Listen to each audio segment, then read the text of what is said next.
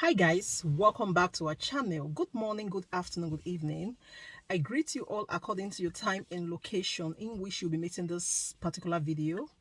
Yes, my wonderful viewers, I am back again with another update. So guys, I have a video here I would like we all to watch. But before then, if you're meeting my channel for the very first time, you're highly welcome. Please kindly do well to like, share and subscribe. Leave your thought on the comment section on this video and let us know what you think about this video, and I will see you towards the end. Even people that are to come forth after us, it will help them. The judgment of this process will help our generation yet to come. It will even strengthen democracy in Nigeria and in Africa and across the world. Thank you very much, sir. One word from your party to Nigerians. Well, as the leader of the youth, what I can say is let's remain focused, let's remain determined, let's remain encouraged, let's remain inspired, let's remain motivated. I am sure that the process we started with our participation in 2023 general election is not an end, but a just starting point for us to continue to believe in Nigeria, for us to continue to work for Nigeria, for us to continue to be patriotic until we get Nigeria set on the path of progress like every other nation in the world. Thank you for believing in the Labour Party. Thank you, thank you, thank you. Thank you very much. Well, I'm comfortable, I'm happy with the way it's going, just that sometimes if you sit in court, you see the time wasting, and I think to just go straight to the point and move forward as a nation. This judgment could be dispensed in a shorter time than I'm not trying to preempt or accuse anybody or learned men undertaking this process, but I feel that we can dispense of this whole thing on time so that the nation will be set on a democratic pedestal to enjoy dividends of democracy that will come from the person they voted. Okay, so far, the Labour Party has said they will call about 50-something witnesses, but you can see that the witnesses being called now is about just 6, and then normally it will take them till next week to actually conclude their petition. What do you think about this? That is why I say that there is some time wasting, some cross-examination that are not necessary. I just wish that some of those things are cut off so that we were able to push our witnesses and attest to whatever we are trying to prove for the honorable court to give their verdict.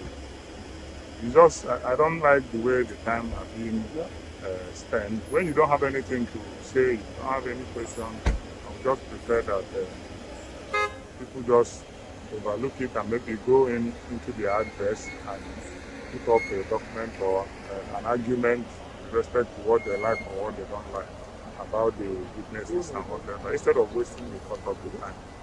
I just hope that this whole process will end, because Nigerian youths are really yearning for good governance, and with all these distractions, and they are not getting it. They are interested in seeing the end of this process, which will inform the future generation whether they are to have confidence in the whole democratic process or they will not have confidence in the entire democratic process. So I just hope that this process goes on smoothly without any form of bias, but coming out with a verdict.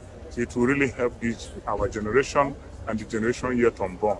Even people that are to come forth after us, it will help them. The judgment of this process will help our generation yet unborn. It will even strengthen democracy in Nigeria and in Africa and across the world. Thank you very much, sir. One word from your party to Nigerians. Well, as the leader of the youth, what I can say is... Thanks for staying with us on Newsday. The suspension of Godwin Emefiele as the central bank governor by President Bola Tinubu is still echoing through Nigeria's political and economic spectrums.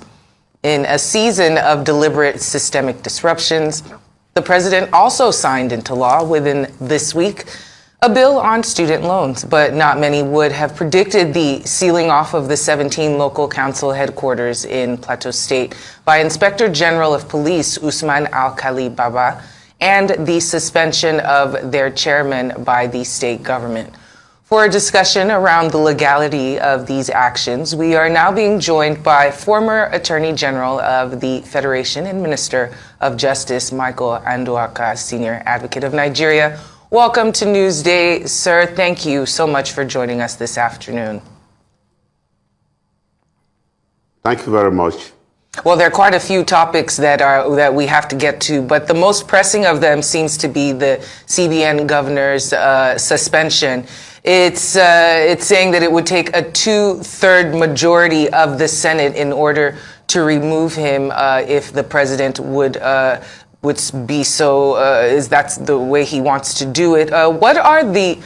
Yeah, I'm not sure if you know what the charges are against him, and in your professional opinion. What's it likely to come down to? His removal or just an investigation? Well, thank you very much. There's a presumption under the Constitution, Section 36 of the Constitution, to the fact that anybody who is accused of a crime is presumed innocent until he's actually charged in court, tried, and convicted. But if you come to the issue of whether the president has the power to suspend, suspension is quite different from removal. Suspension for investigation is different from removal. Removal, the president can remove him only by 2/3 of the Senate, if he gets the 2/3 of Senate. But here, if you look at it, there is the recent Supreme Court judgment on Naira redenomination actually designated the CBN also as an agent of the president or agent of the federal government. Of course, the CBN governor is carrying out an executive function. So if you go by the judgment of the Federal High Court before, which says the president can suspend, that was in Sanusi's case, when he was suspended by Jonathan, there was a judgment of the Federal Court that the president has the right to suspend a CBN governor, but cannot remove the CBN governor except by 2/3. So that's supposed to be the law. That judgment has not been appealed to the Court of Appeal to Supreme Court. But if you look at the decision of the Supreme Court, the case with the governors brought about against federal government in respect of the Naira designation, the Supreme Court was clear on the point that the CBN is carrying out executive function, and executive functions are derived from the powers vested in the president under Section 5, executive functions of the president, which can be exercised through the ministers and agents of government. So that being the case, he can be suspended.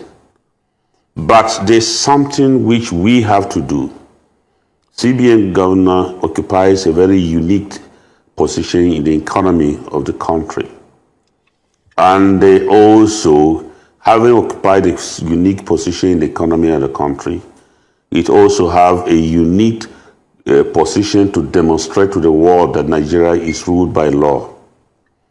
And we have a constitution that stipulates the period within somebody can be arrested and charged to court. So there must be a separation from arrest and detention and investigation. Investigation does not necessarily entail an arrest. But arrest can be made where the person is in a position to interfere with investigation. So guys, thank you so much for watching. What do you think about this video? Please kindly leave your opinion down below. I'll see you again in my next one. Bye for now.